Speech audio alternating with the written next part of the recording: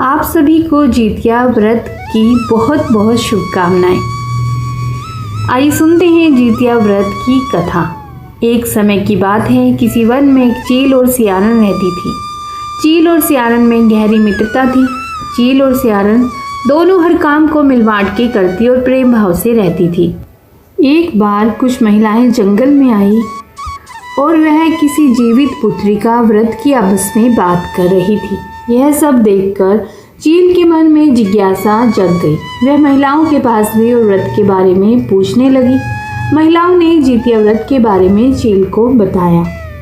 चील तुरंत अपने मित्र सियारन के पास गई और उसको जितिया व्रत के बारे में बताया। व्रत को बताने के बाद चील और सियारन ने निश्चय किया कि दोनों भी जितिया माता का व्रत और पूजा विधि विधान से करेंगी। चील और सियारन ने जितिया माता का व्रत का संकल्प लिया और शाम को पूजा की। पूजा के बाद ही चील और सियारन को भूख लगने लगी। सियारन अपनी भूख बर्दाश्त नहीं कर सकी और वह जंगल में जाकर शिकार करने चली गई। सियारन जब मांस को खा रही थी तब चील ने उसे देख लिया और व्रत तोड़ने के लिए सियारन को बहुत डांटा, लेकिन चील ने अपना व्रत नहीं तोड़ा और सच्चे मन से जितिया व्रत को पूर्ण किया। अगले जन्म में सियारन और चील का जन्म बहन के रूप में एक प्रतापी राजा के यहाँ हुआ। सियारन का विवाह एक राजकुमार से तथा चील का विवाह राज्य मंत्री के पुत्र से हुआ। कुछ समय बीता तो सियारन ने एक पुत्र को जन्म दिया। जन्म के कुछ दिन बाद ही उसके पुत्र की मृत्यु हो गई। सियारन के पुत्र के मृत्यु के बाद उसकी बहन चील ने भी एक पुत्र को जन्म दिया जो जीवित तथा स्वस्थ था। यह देख सियारन को अपनी बहन चील से ईर्ष्या होने लगी। सियारन ने अपनी बहन के पुत्र तथा पति को जान से मरवाने की कोशिश की, परंतु दोनों ही बच गए। एक दिन देवी माँ सियारन के स्वप्न में आई और उन्होंने सियारन से कहा, यह तुम्हारे पूर्व जन्म के कर्म का फल है। अगर तुम इसे ठीक करना चाहती हो तो माँ जितिया की व्रत और उपासना करो। प्रातःकाल उठकर स्वप्न के बारे में सियारन ने अपने पति को बताया। सियारन के पति ने यह सुनकर सियारन को व्रत करने की अनुमति दे दी और उसकी बहन चील से माफ़ी मांगने को बोला। इसके बाद सियारन अपनी बहन चील के घर गई और उससे अपनी गलतियों की माफ़ी मांगी। सियारन को उसकी गलतियों पर पछतावा देखकर चील ने उसे माफ़ कर दिया। अगले साल जितिया व्रत पड़ा। यह व्रत सियारन और उसकी बहन चील दोनों ने एक साथ रखा। माता जितिया सियारन के व्रत से प्रसन्न हुई और उसको पुत्र प्राप्ति का आशीर्वाद दिया। कुछ दिनों बाद ही सियारन ने एक सुंदर बालक को जन्म दिया जो कि सियारन की एक मंत्री की पत्नी थी। अब वो राज्य मंत्री की पत्नी थी और उसने एक बालक को जन्म दिया। अब दोनों बहन प्रेम भाव से खुशी खुशी रहने लगी। जितिया माँ की जय। आइए आरती करते हैं। ओम जय कश्यप नंदन प्रभु जय अदिति नंदन त्रिभुवन तिमिर निकंदन भक्ति हृदय चंदन।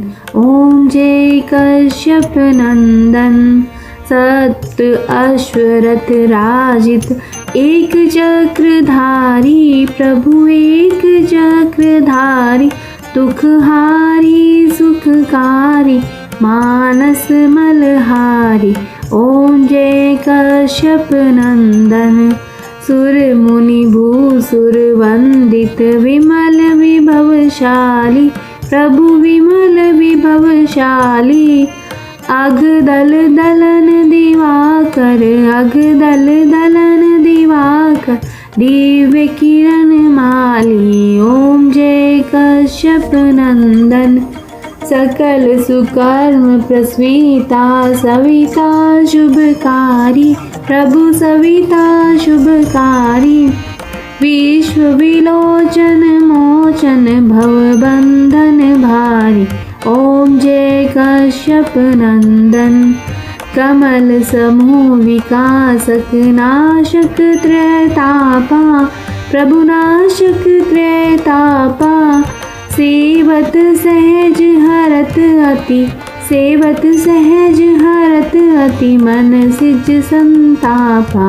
ओम जय कश्यप नंदन नेत्र व्याधि हर सुरवर भूपीड़ा हारी प्रभु भूपीडाहारी वृष्टि विमोचन संतत वृष्टि विमोचन संतत परहित व्रतधारी ओम जय कश्यप नंदन सूर्य देव करुणा कर अब करुणा कीजिए प्रभु अब करुणा कीजिए हर अज्ञान मोह सब हर अज्ञान मोह सब तत्व ज्ञान दीजिए ओम जय कश्यप नंदन ओम जय कश्यप नंदन प्रभु जय अदिति नंदन त्रिभुवन तिमिर निकंदन त्रिभुवन तिमिर निकंदन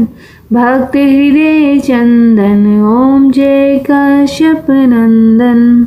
इसके अलावा आपको इस दिन मंत्र का जाप भी अवश्य ही करना चाहिए। इस दिन पूजा का मंत्र है कर्पूर गौरम करुणावतारम संसार सारम भुजगेंद्रहारम सदा बसंतम हृदय अरविंदे भवम भवानी सहितम नमामि।